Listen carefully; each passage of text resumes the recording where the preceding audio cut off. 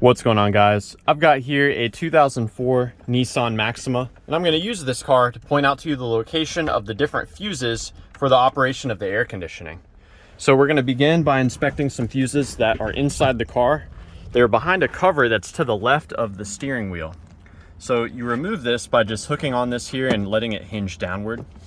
And you can read about the fuses here on the back, but I'll go ahead and show you what you need to know. So please note there's also a fuse puller here that you may find useful. Now the first two fuses I'm going to show you are 15 amp fuses up here at the top. So they're actually right next to each other, and they both provide power to the same circuit. These two are for the blower motor, and both of them have to be intact in order for the blower motor to operate. So definitely get those two checked out. Now there's also a 10 amp fuse right here that Nissan labels the electrical parts fuse. So this fuse actually is what provides power to your control unit there. So definitely check that out as well. And there's a final 10 amp fuse located right here.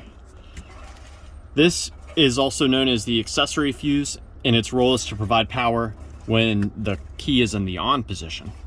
So those are the four fuses here for you to check. Now, you'll note if your blower motor fuses are good, but they're not receiving power when the car is on, you could have an issue with the blower motor relay, which is on the back of this fuse box assembly. I'll show you a quick view of where you can find it. So there are two blue relays here, and the blower motor relay is the one at the top. So that's something for you to check.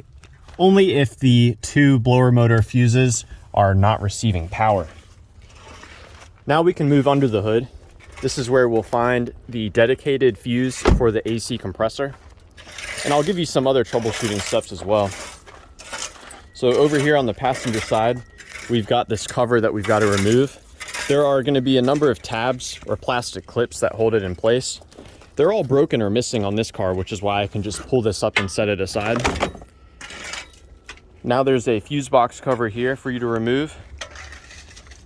I can just unclip this tab right here, and this will just kind of come up. If you wiggle it from side to side and pull it up, it will come out. Again, if you want to pull this out further to get better access to the fuses, you can do so by pushing on the tab here. And there's an identical tab down here on the back side. So that will let you pull this up, maybe get a better angle on the fuses. Now the fuse that provides power for the AC compressor is a 15 amp fuse located right here. So I'll pull that out and show it to you. This is what a good fuse looks like. Now there is a relay that is activated to send power to the AC compressor. That relay is built into this assembly. It's not serviceable. It's not any of these relays here. It's actually internal to this unit. So unfortunately, we can't access that to test it, but there's some other troubleshooting steps I can give you. Now, one of the most common culprits that explains why your air conditioning is not coming on is a slow leak in one of the AC lines. So we've got a low side port here. Here is your high side port. You can hook some gauges up to these ports to make sure that your AC pressures are in an adequate amount. And if you're low on Freon, you can add some Freon into this low side port here. They sell these cans at parts stores that will allow you to do this. Another thing for you to check is if your check engine light is on. There are certain issues with the engine that can cause your air conditioning to be disabled.